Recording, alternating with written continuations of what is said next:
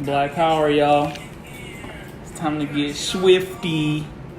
I'm gonna give it a second. Everybody come in. Unless you like a neckbeard, Szechuan sauce nerd wilding out at McDonald's, don't come in here. We're about to have a regular conversation. Black power, y'all.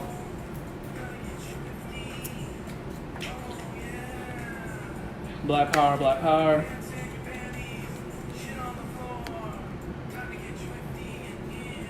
Black power, come here.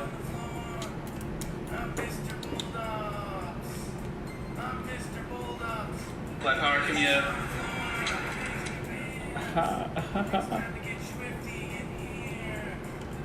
Right on. All right, comrades. We just gonna get right to it. Black power. My name is Comrade Robert, and this is Proper-gander. Is a web series brought to you by Black Hammer. We are a revolutionary organization dedicated to the liberation of African people and colonized people worldwide. We got a lot of campaigns going on right now. We're really with our boots on the ground everywhere you might be. If you're interested in this kind of work in liberation and building socialism and building dual and contending power against the capitalist state, please sign up for Black Hammer at blackhammer.org/sign-up. Yeah, like I said, we got a lot of awesome campaigns, including the Protect Our Girls campaign, where we're fighting for the liberation of 2 young African girls who are in the custody of a very, very toxic household, and we want to bring them away back home into a loving family. If you haven't signed that petition, please do. We'll link it below. We also have the Black Hammer food drive in Atlanta popping off on the 30th. We're gonna have, what is it? We have vegan options, meat options. We're really trying to be as servants to the people. Chicken, rice, cornbread, sweet potatoes, bringing it to the people. So today, the Proper-gander. How do I even begin with this show? Today we're taking an anti-colonial, anti-imperialist, anti-capitalist look at the infamous Rick and Morty. And Rick and Morty is a cartoon show that aired on Adult Swim.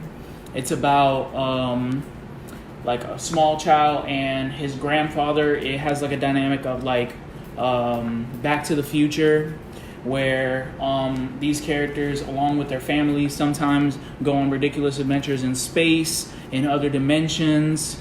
It gets heavy-headed. It has like like some of its fan base can be insanely toxic, talking about like, oh, you need to have a high IQ to even understand this show. That's why some people don't like it, blah, blah, blah, blah. And all that stuff is like real corny. I personally enjoy that show, but the fan base is garbage. It gained notoriety for popularizing this kind of sauce in McDonald's, and the fans of the show pretty much swarmed McDonald's, jumped on counters, like was making references to the show and all this kind of ridiculous shit. And we have to ask ourselves, what is it about this show that evokes such a ridiculous reaction from its young, mostly white male fan base? And that's really what we're going to take a look at. We're going to take a deep dive of how these, like, what is so appealing about the show, particularly the main protagonist, Rick, or I used to say like one of the main protagonists, but Rick Sanchez is like this super genius, you know what I'm saying? Can make like spaceships out of like crap in the garage, has like a gun that like shoots dimensional portals that he can like jump to and just forget everything that he has in his dimension. And Morty is his like sidekick, and Morty's kind of like dumb and naive, and the dichotomy is that like Rick is kind of like this unpleasant, like, I guess, I don't want to curse. How would I describe Rick without cursing? A douche? An a-hole? Like messy like that? So they he does like immoral stuff, but like he does it under the guise of like being smart. You know what I'm saying? Like he's so smart, he doesn't care about morality. He like drops bombs on planets. He's like destroyed entire galaxies, and he just doesn't care because he's so smart and nothing matters. On the opposite side, we have Morty, who the same way they conflate smartness with being done, like a douche or being unpleasant, they conflate being good or like well-natured with being dumb. You get what I'm saying? So that's the kind of dichotomy that those two characters have. But the show always makes it a point to make sure you know that like Rick is kind of always right. Like even though they might throw you a curveball and be like, oh, that's kind of questionable morality. At the end of the day, everything that Rick does ends up like getting them out of trouble or just like saving the day for like having no morals and anything like that. The show is known, like it's the source of a lot of breakdowns, which is why I really didn't want to. I didn't know how to approach this breakdown because this show is the subject to a lot of different like dissection, particularly of like the nihilist philosophy. Which I don't want to get into that. I don't want to get into like Friedrich Nietzsche. You know what I'm saying? Like I don't care about Western philosophy. I'm gonna be straight up right now. Like people want to have these like Socratic discussions about morality and existentialism and the search for meaning, and they use Rick and Morty as that catalyst. But my position is that these kind of philosophies are intrinsic in the colonial capitalist superstructure that we live in currently, that we live under currently. And if you observe the capitalist superstructure, it is actually super destructive to the environment and to like humanity as a whole. So my whole take coming into this, and I'm being completely clear, my whole take is that we don't need to be observing European, quote unquote, Western philosophies if we are to look forward into the future. We need to decolonize the way we think. We need to have a decolonized philosophy and a decolonized relationship with the earth, and how Rick and Morty would put it, like the universe, so we can actually find a way out of this mess that we have, which is endless wars, climate change caused by pollution, the list goes on, slavery, genocide, all the things that are intrinsic to the capitalist structure. So when I say that this show is the subject of a lot of philosophical nitpicking, they usually point out to the concept of nihilism and existentialism, which purports in like a really short way that like nothing in life really has meaning. So it can go one of two ways. Like if you accept that nothing in life has meaning, then you can kind of like sulk in the negative aspects of that and be like, dang, nothing has meaning, nothing I do matters, so like why do anything at all? On the opposite side, nothing you do matters, so you could do anything you want. You get what I'm saying? So the show explores these kind of themes and these kind of questions, and through Rick and Morty, like Rick pretty much like throws caution into the wind. Like he has that nihilist outlook where he's like, oh, nothing I do matters, so he literally says like the universe is his bitch and shit like that. Like, oh, my fault, the universe is his for the taking. And you see this kind of philosophy, whether outwardly spoken like Rick and Morty, or subtextually in there, such as like other shows like you could probably say like Black Mirror or BoJack Horseman. These kind of philosophies are kind of in contemporary cartoons and in media. So we can make the observation that there's something driving the general populace to want to consume these kind of ideas. Y'all with me? Am I making sense? Let me check the comments if I'm making sense. Y'all let me know. So the general nihilistic view of not only this show but also contemporary art goes to show that the general masses of people are at a loss for meaning. And the way this show goes about it is that they take capitalism for a given. They take the status quo as it is right now as a given, and then they say life through this lens. Life has no meaning, but I think that it's an error to just take this status quo built by white nationalism, built by genocide, built by slavery, and say that this is the only option. I think that as young people, as people who need to find a solution for the problems that we have, and need a theoretical base to find those solutions, we have to observe that it is because capitalism that we have this lack of meaning. You get what I'm saying? So take your everyday person. Every day you wake up when you don't want to. You wake up because you have to your job. It could be like super late or super early. Either way, it's unpleasant. You wake up only to go to work. And me, I like make wraps all day. Put salad in a wrap. Boom. Do it again for hours on end. And that's that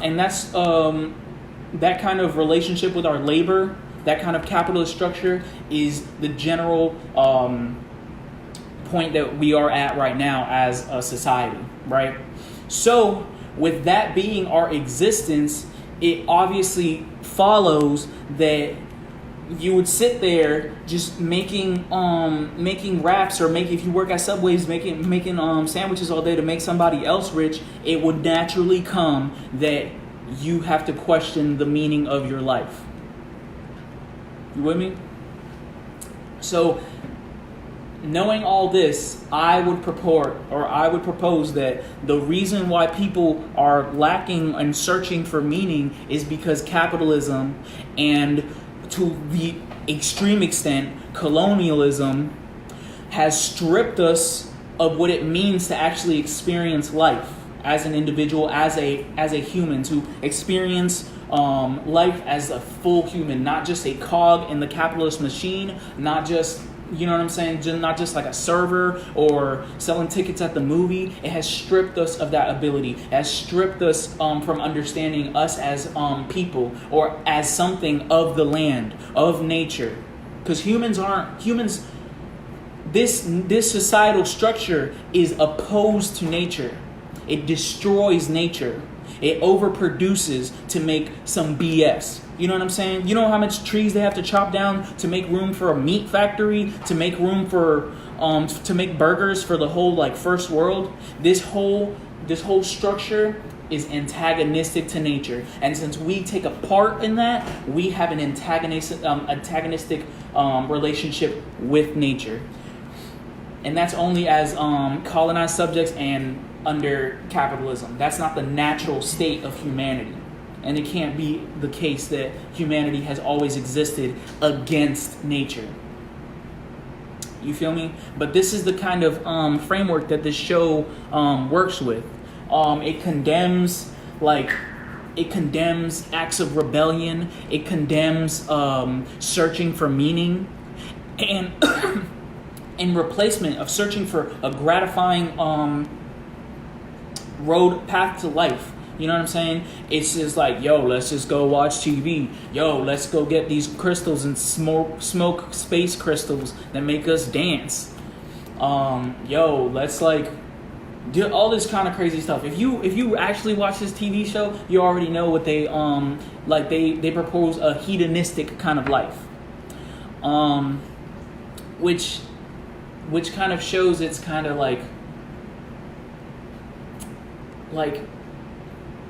I don't think that it's intrinsic to humanity to live that way. You know what I'm saying? To like, it's a reflection of their privilege. Like Rick is a person who's infinitely smart, has all the resources of whatever he wants at his disposal.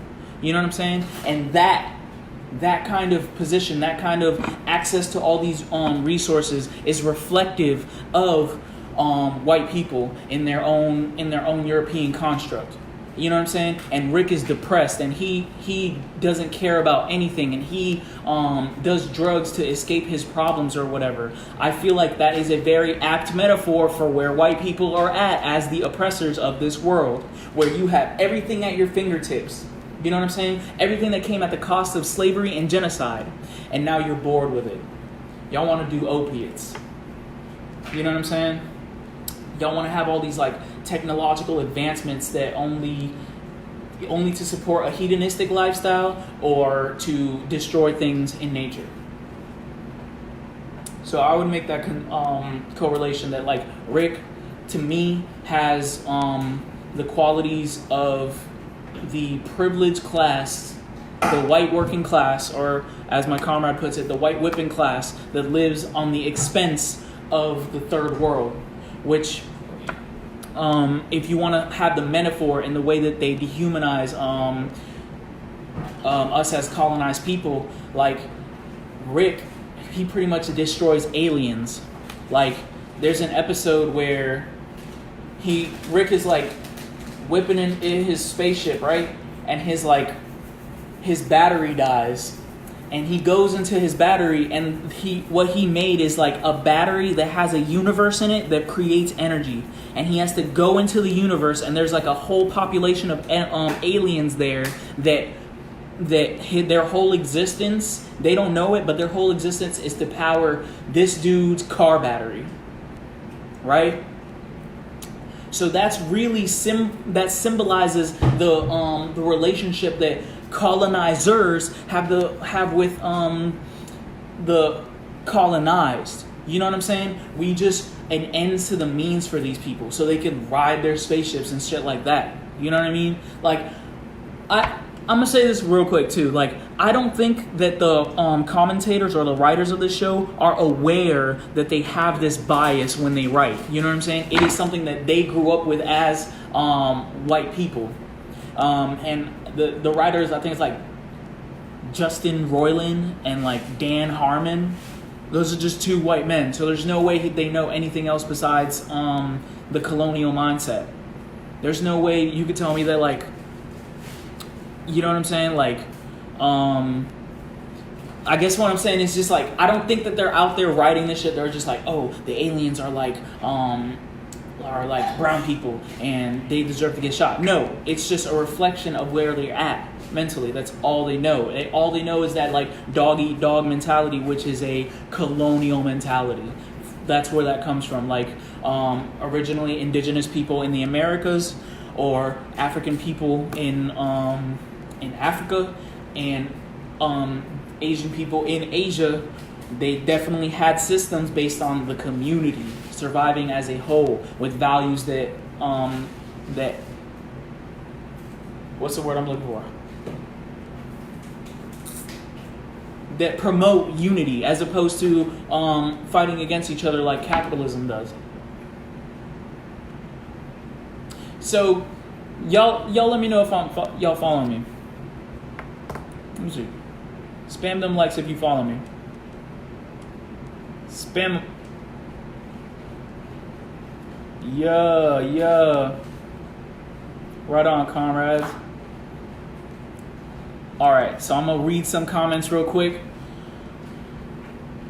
My dog DP says colonizers use that as an excuse to continue imperialism. I don't know what you're referring to, but yes, they use any excuse to continue imperialism. Like, the way I look at this show is like, before they would impose their religion on us, right?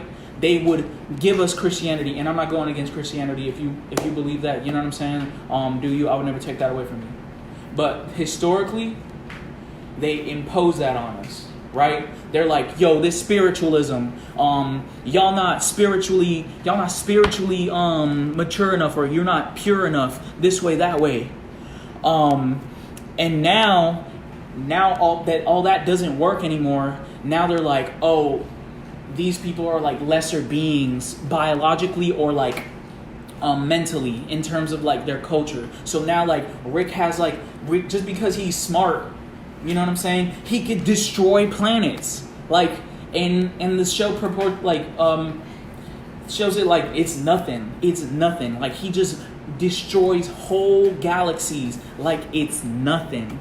And he gives himself like the reason to, or like the authority to, like, just because I'm the smartest, I'm the most technologically advanced, is BS. So yeah, to bring it on back, nihilism and its whole prevalence in our society right now is some garbage, useless white philosophy.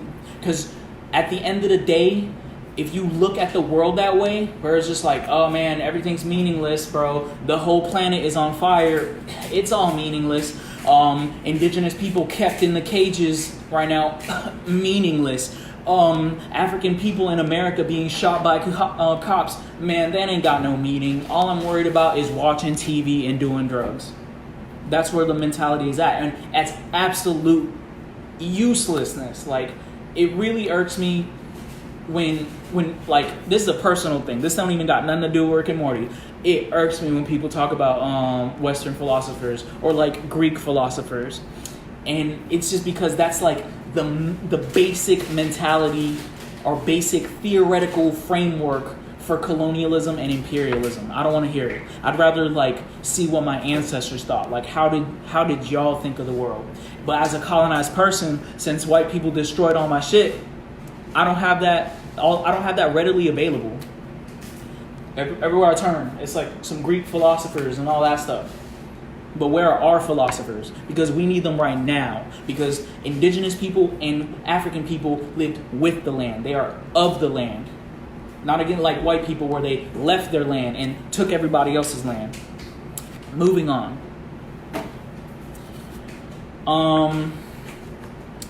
I looked into one of those writers is like political stances, and in every single interview he like wants to be like apolitical. Like, he always talks about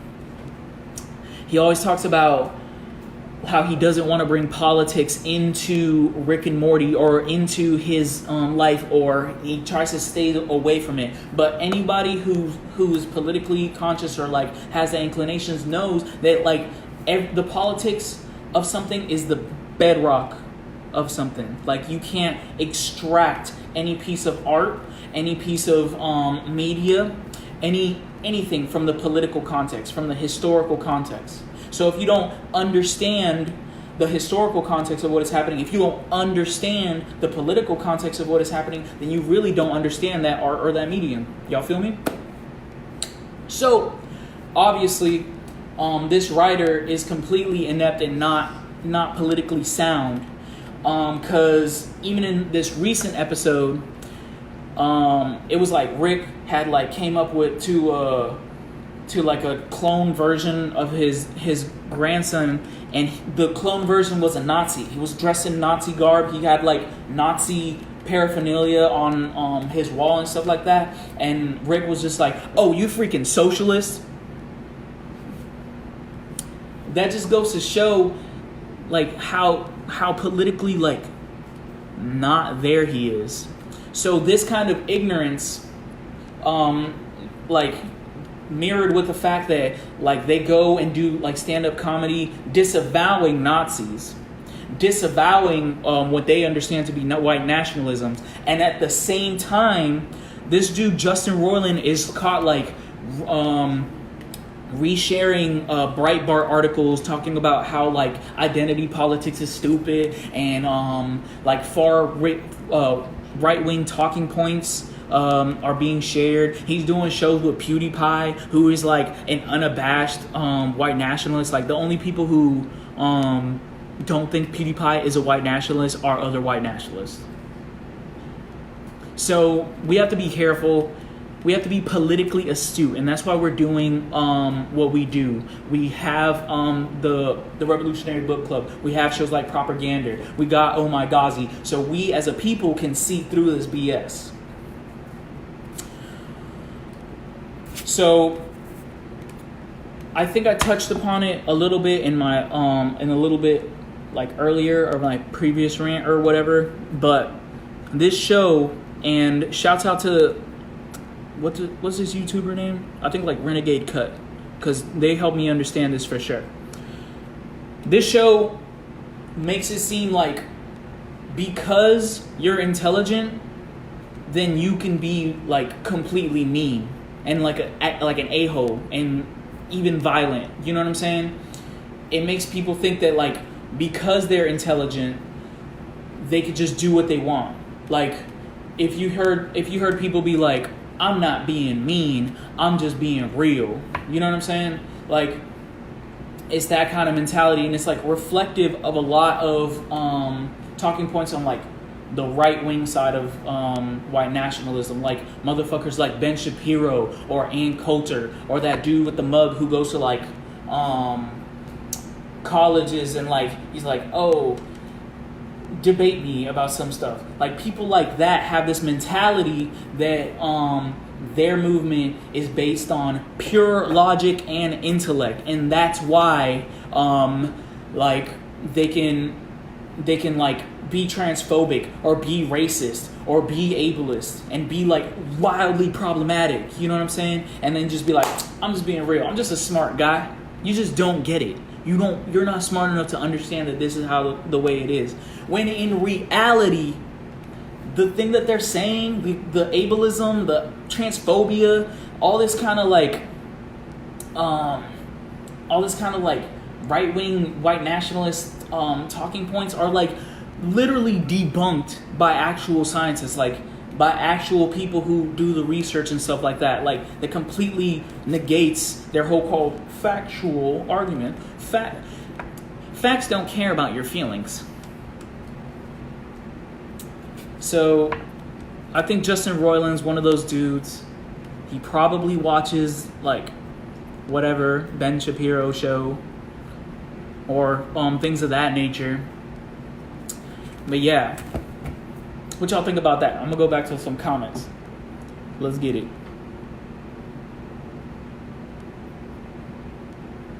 Okay. Thank you, Comrade Matt. Chloe. No, I did not say that, Chloe. Comrade DP says that's what I was talking about, the messy Euro trash philosophies. Anti-colonial philosophy should be a mandatory course. Absolutely. I want to say your name, but I also don't want to butcher it. Let's see. My comrade Mwindo, shouts out to Comrade Mwindo. He says, one of the creators also has a sideshow about a pedophilic serial killer, and this character has appeared on Rick and Morty. It's funny how white nationalist values coincide with this like sexual depravity. Yeah, I remember there was like this episode where like women were like sex machines or something. I don't remember. But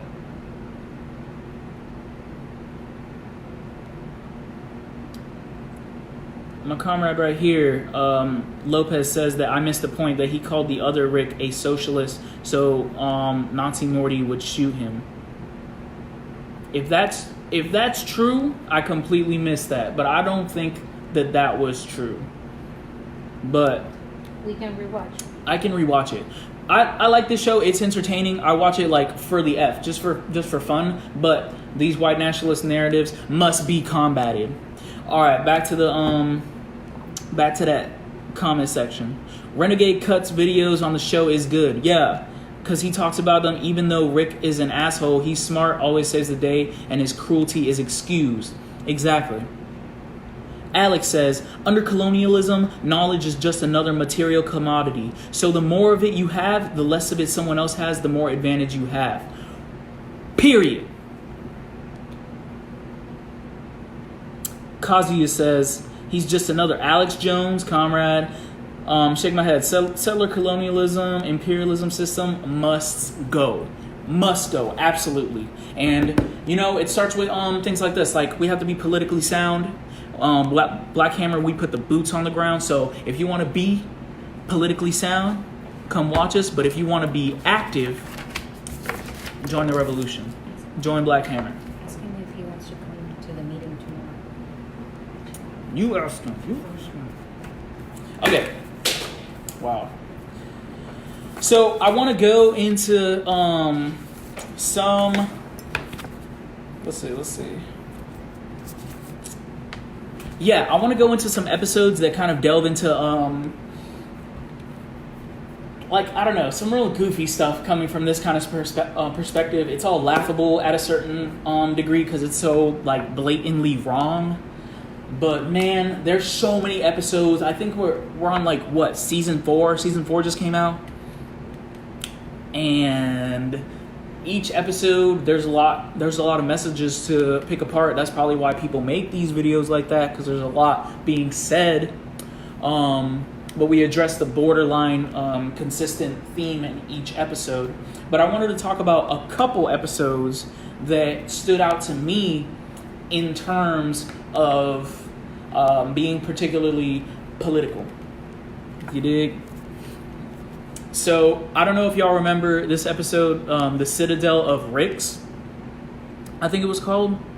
But the episode pretty much described like this kind of dystopia, since like the main Rick destroyed this old society of Rick and Morty's, like coming from like different dimensions and different inclinations or different iterations of each other. He destroyed that society. Now we came back to it and they're like rebuilding. They have like a democracy. They got like schools and stuff like that. And it's obviously like a political commentary.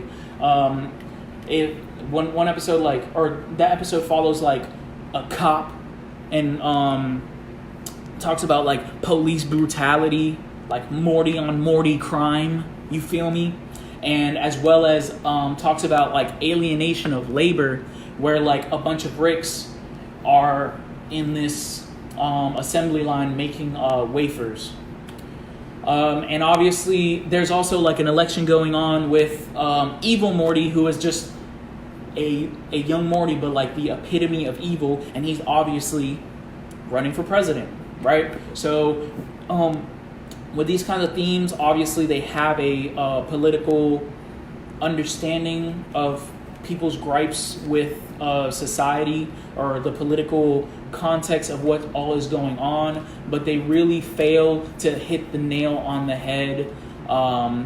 That episode where it describes all these messed up things and that are real life in society, like police brutality, alienation of labor. Like there's this scene where like the Rick that was working was tired of working. He went into his boss's room, lit his ass up, and then they make like, I don't even want to say what they make because it's like so ridiculous. But point is that they see these kind of problems with society, but again they frame it like, oh, what can you do? What can you do? There in that episode, you see these kind of young Mortys that want to make a wish to live in a better society, pretty much. And at the end, they like had this like they had this like fairy tale of that if they threw their most prized possession into this like portal, their wishes would come true, and they wanted to live in a better society. But at the end of the episode, the portal was actually just a trash dumpster. You know what I'm saying? As if their wish to create a better society is futile. So in that same episode, when you see the disgruntled Rick that I was describing, that he lit his boss up, they end up like channeling that energy, that like revolutionary like anger energy, and making it into a commodity. Like it was a wafer, but obviously like the point is that they're saying that even things like dissent, even things like resistance to an obviously oppressive system is meaningless. Which that episode, I don't know if I did a good job of like describing that episode, but it's very problematic as someone, especially as someone as my work, for this like TV show to be spreading the lie that resistance is futile. Like it just comes from like a very like historically ignorant kind of place, like where like people see like the presidential race, and this show explicitly says there's no way that you could confuse the theme that the presidential races are dumb, are useless, are a ending road. You know what I'm saying? A dead end road. It makes that analysis, but it doesn't make the analysis that has to change. You know what I'm saying? It obviously knows what's wrong in the society, but it just completely negates it. Be like, oh well, that doesn't have no bearing on us because we're nihilists and we don't care about anything. So problematic. Y'all seen that episode or not?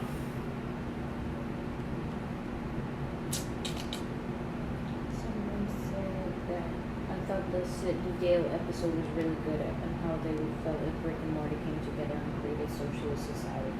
I mean, that would be dope, but like you would need to have creators. You have to read it. Oh, my fault. Let me read out the actual comment I'm responding to. Comrade Lopez says, I thought the Citadel episode was really good. Me too. How would you have felt it if the Rick and Mortys came together to create a socialist society? That would be dope.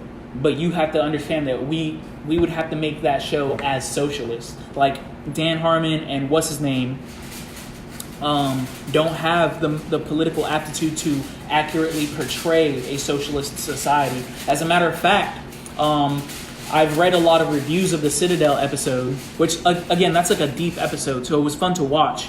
And like I said, it addresses a lot of issues, but it doesn't address the correct, the solution, right? And people, when they internalize it, I've seen people internalize this episode and then come to the conclusion that, Morty was like a communist. Like Morty is like a representation of a socialist government, which is insane, which is so dumb because it's obvious that they're critiquing American culture through and through. So why at the end would Morty be a representation of a socialist takeover?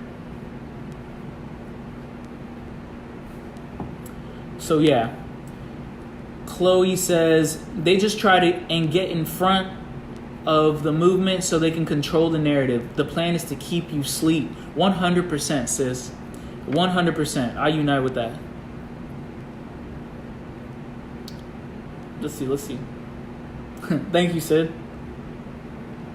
Kazuya says the Democrats and Republican impeachment was a WWE wrestling style show and joke. Literally, what a waste of time. They want to get rid of this president and replace them with another president, like someone else to do the bombing, someone else to do the mass incarceration, someone else to do the capitalist hoarding of all our profits. Like, please, dude, what a waste of time. And that's supposed to be like the left doing that. That's supposed to be resistance. But yeah, so that episode, I want rewatch it, hit me up, or I'm Robert Quinones on Facebook, and yeah, tell me what you think about it, because from my point of view, it describes the futility of resistance. It describes how nothing changes, no matter if you wish for it, no matter if someone who you thought was a good presidential candidate came into office. You know what I'm saying? It's all supposed to be BS. Another episode was the hive mind episode where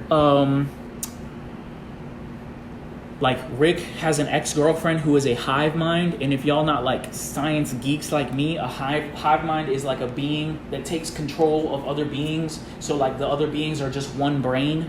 You feel me? So it's like a horde of people, and they like all talk at the same time and stuff like that. So Rick's ex-girlfriend is a hive mind. She's completely controlled this one planet, and it's doing amazing. It's like eco-friendly, everybody's working, everybody's studying, blah, blah, blah, but it's all because the hive mind chick, I forget her name, she's controlling everybody, right?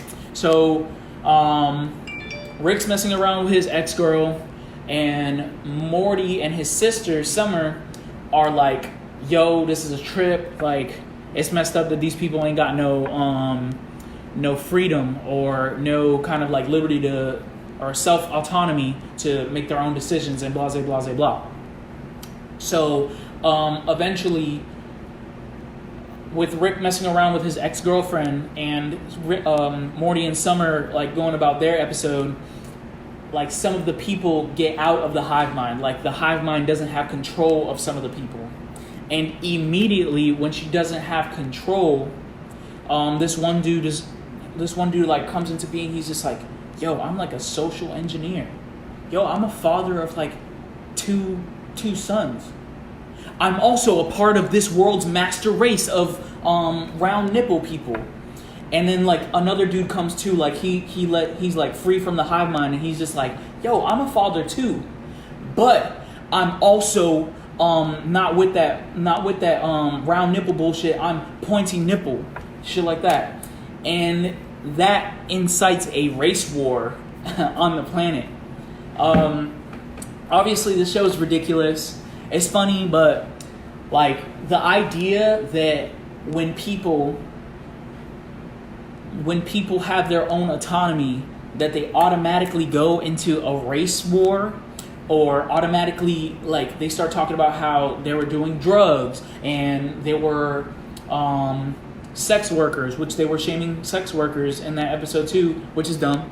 And there were things like that. It was implying that is the natural state of humanity, of depravity. You know what I'm saying?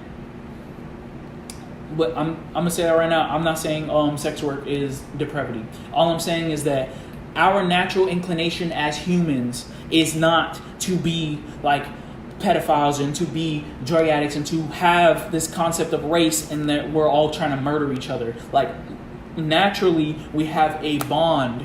If you see a child, you know what I'm saying? Like without learning anything else about society, you put them in a playground with another child, fun time. Everybody getting along. You know what I mean? Small discrepancies like may happen, but that's just an example. Like humanity came together and that was a survival tactic. We naturally have an inclination to work together, not be racist or be all this other crap. All that came along from the colonial culture, the culture where Europe consolidated itself to go ravage other continents and take their resources. You know what I'm saying? Like being addicted to drugs comes from a lack of meaningful relationships built in your life, and it could be relationship with anything, with like your art or your peers or whatever. When you don't have that meaning, you have to fabricate it somehow, and that's where drugs come from. The show doesn't have this kind of capacity to deal with these issues. It just makes the point of being like, oh, humanity's trash, and if it wasn't for somebody just controlling everyone, if it wasn't for this hierarchy, then we would all just be murdering each other and like doing all this crazy depraved stuff. So that's what I thought was problematic within those two episodes. I already talked about the car battery episode where he like puts like a whole universe or like a whole planet to work for his car battery. They have like statues of him and stuff like that, which is ridiculous and highly indicative of a colonizer. You feel me? Let me see. I'm looking at my notes, y'all.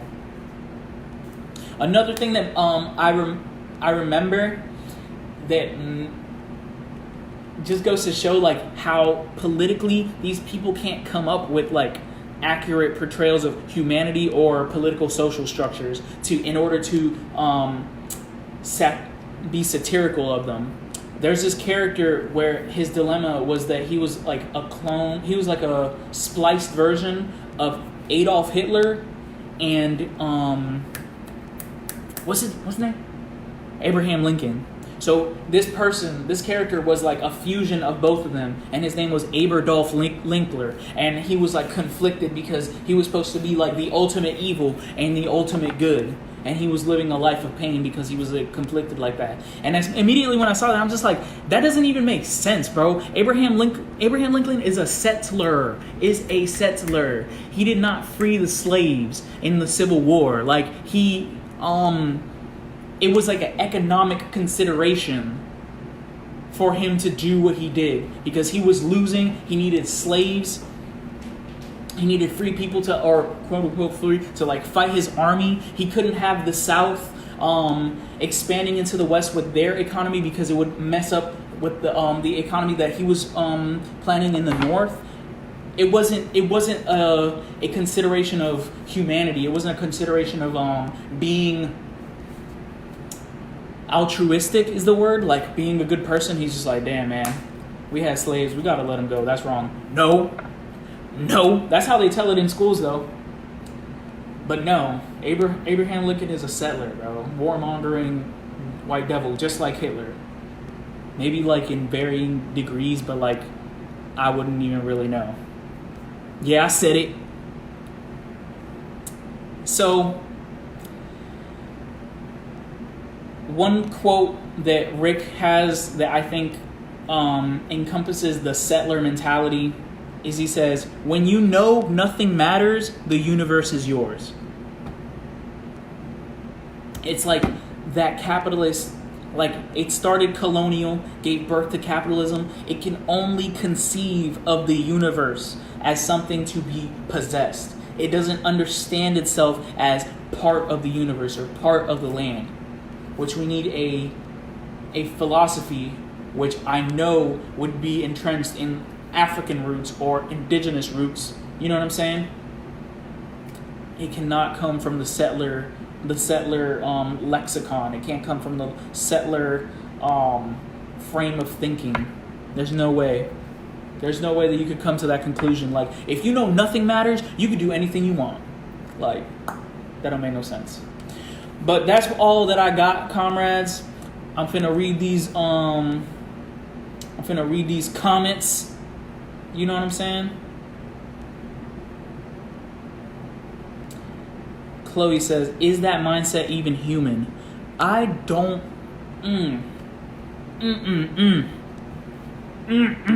It's the opposite. Like, humanity is of nature. It doesn't matter if we're wearing clothes. It don't matter if we're wearing shoes. It don't matter if you're on an iPad. You're still of nature, first and foremost. It's like a perversion. It's a perversion of the mind that the settler has. And they had to pervert their mind in order to do the atrocities they did. Namely, slavery. Namely, the colonization of the entire Western Hemisphere as well as Africa, and not for a lack of trying in Asia. You have to pervert your mind into something unnatural, and society is a reflection of that. Chloe says, sounds like an alien has no connection to our beautiful planet. I don't know. Like, I don't know how someone could be like, dang, the earth is on fire. Might as well watch YouTube. Dang, a child got like extrajudicially shot by some pig, some random fucking like dumbass. Guess I gotta watch Netflix. It makes no sense. Like, it cannot be such an accepted philosophy.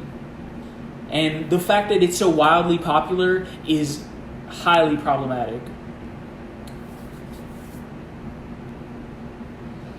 Lopez. Travis, Black Power. Loved it as the first time interacting with other leftists. I would love to see more of this and keep up the good work. Black Power. Austin Lopez. I want to say your name, and you should hit me up on Facebook and tell me how to say your name for next time so I can. Windows says, all media under the empire preserves the empire media, not just the entertainment. The main principle I was taught in school about being a filmmaker is that we are manipulators by trade. Whew. Period.